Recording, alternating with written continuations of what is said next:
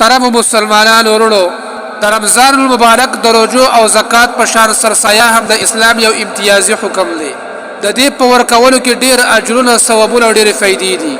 انسان عاجز دی محترمو، د رمضان په روزو کې د کوشش او احتیاط باوجود بیا هم لدنه کمې او زیاتې کیږي. نو په دې سرسایه ورکولو سره د روزو هغه کمې او هغه کوتاهي راګرځېږي او د هغې سره سره غریبانان، مسکینان او فقیران هغوی د اختر په خوشحالۍ کې ټول شریک کیږي. محترم سرسایه څه شی ده؟ واجب ده، فرض ده، سنت ده، مستحب ده؟ څه شی ده؟ د امام شافعي او امام احمد بن حنبل رحمه الله په لیز سرسایه هغه فرض ده. د امام مالک په لیز باندې سنت مؤکده ده او زمونږ د امام اعظم ابو حنیفه رحمه الله په لیز باندې واجب ده. یعنی د عمل په اعتبار سره د فرض برابر ده لیکن اعتقادا واجب ده.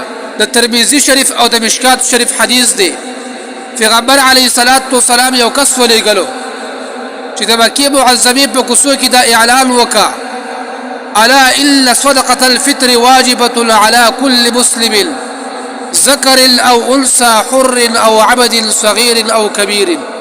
خبردار صدقه فطر یعنی سرسایه په هر مسلمان باندې واجب ده، کدا سړی وي یا ښځه وي، که آزاد ده یا غلام دی، که وړوکی دی او که لوی دی. نو عزتمند ورونو سرسایه دا په هر مسلمان باندې واجب ده.